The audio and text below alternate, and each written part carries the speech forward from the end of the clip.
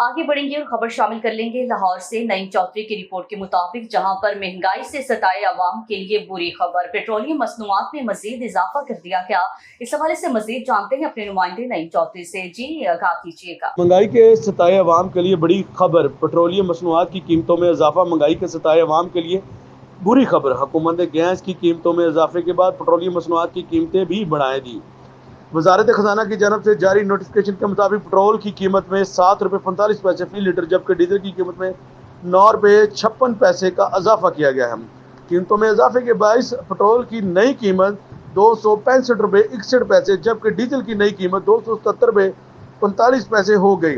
Notification के मुताबिक light diesel की कीमत में ₹9.88, मिट्टी के तेल की कीमत में ₹10.05 फी लीटर का इजाफा किया गया है। वज़ीर-ए-आज़म ने पेट्रोलियम मसनूआत की कीमतों में इजाफे की मंजूरी दे दी है, जो आज रात 12 बजे से होगी।